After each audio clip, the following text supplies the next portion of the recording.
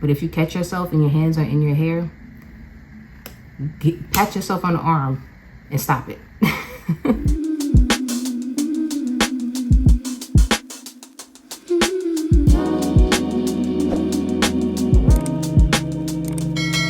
Hey baes, welcome back to my channel. If you are new, my name is Catherine Alexandra. On today's video, I'm going to be offering some tips on how to grow your locks. So these are literally simple things that you can implement into your everyday lock routine to ensure that you are able to see lock growth and retain length. I want to start off by saying that your locks will grow. Now, the rate at which everyone's locks will grow will vary because that is contingent upon the rate at which your hair grows, and that's not the same for everyone, but nevertheless, your locks will grow. So please make sure that you are trusting the process, and please make sure that you are being patient because it is coming. However, there are things that you do want to implement into your lock routine to ensure that you are actually able to see the benefits of that lock growth and retain that lock growth. So the first bit of advice that I want to offer to you guys is to make sure that you are doing everything possible to prevent breakage. If your hair is growing at the same rate that it is breaking, you are not going to see growth. You are not going to find yourself retaining length. So you want to make sure that you are doing things in your routine that will prevent breakage by all means.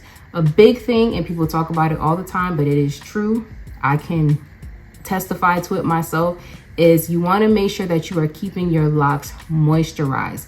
Moisturized locks will greatly prevent lock breakage. I share with you guys all the time that my hair is prone to dryness prior to even starting my locks, and I have to adjust the way in which I moisturize my hair depending on the seasons. I do live in New York City, so during the wintertime, it's obviously very cold. That is when my hair is easily susceptible to breakage. So I make sure that I'm using moisturizing products in my hair. I do have a video on my channel where I share with you guys all the products that I use in my locks, and one thing that I talk up all the time is Aussie Miracle Moist conditioner and their shampoo. Another thing that I also do with my locks is that I do spritz my hair lightly with rose water or water every day, every other day. And I oil my hair, depends anywhere between like 3 to 5 times a week, depending on what my hair needs. But definitely make sure that you're paying attention to your hair, and if it feels dry, then you're doing things to address it. Now, there are different types of rose waters that exist. They have regular rose waters, and then they have rose water and glycerin. Rose water and glycerin is the one that I use, and I highly, highly, highly recommend it. And I have it here. So I don't know what glycerin is. Glycerin is a humectant. Essentially what it does is that it pulls moisture in from the air. All my natural hair girlies, humidity is a natural girl's worst nightmare, at least when you got your hair out and you're doing a twist out and you spend so much time on it. But in terms of moisture, it is the best thing for you. Why? Because your hair is pulling in the moisture from your hair. So your hair gonna be moisturized. Your twist out may be messed up, but your hair will be moisturized. Essentially, this is what glycerin is, the same thing. It's a humectant. It's pulling in moisture from the air. So I use rose water with glycerin on my hair. Actually, I'm about to use some right now because I don't think I spritz my hair in a few days. What I do is I follow up with an oil because I have all of this moisture that's being pulled into my hair. I want to make sure that I'm sealing it in with an oil.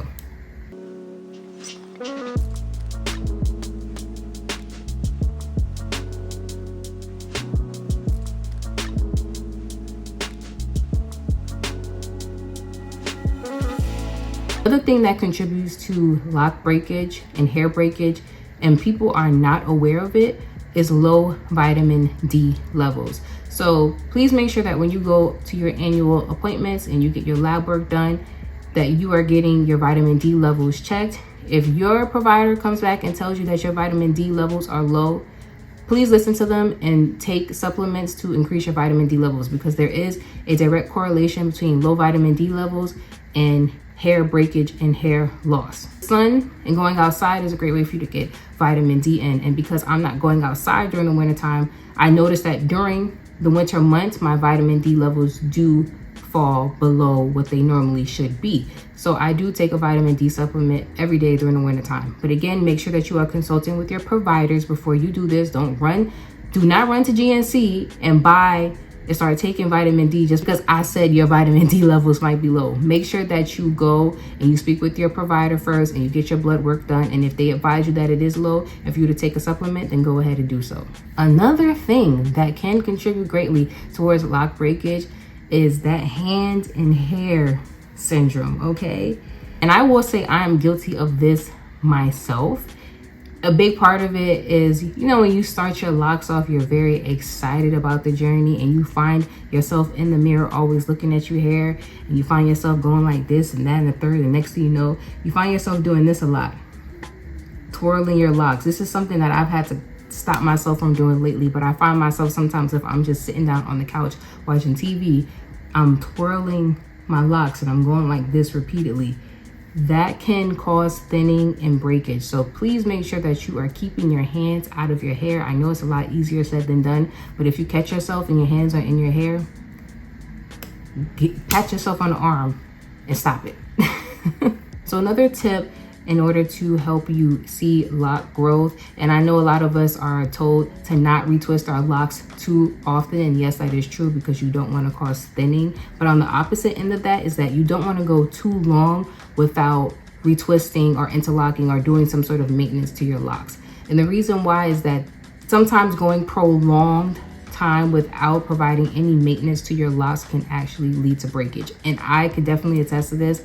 Like I said before, I have been that type of person where I wanted to space out my retwist for 2-3 months. And I did that one time. I spaced out my retwist for about 2 months and I actually ended up with some breakage in the back of my hair.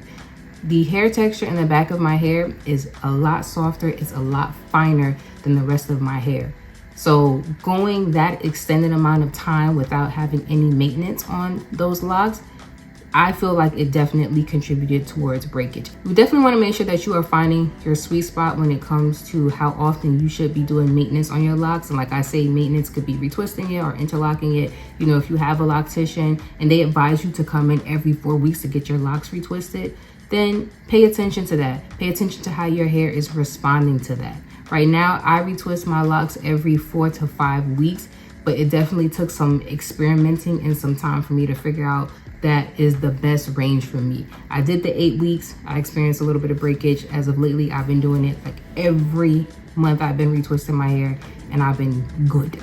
I haven't experienced any breakage. So make sure that you are paying attention to your maintenance and how often you're doing it. So the last thing that I want to share with you guys is to make sure that you're not over manipulating your locks.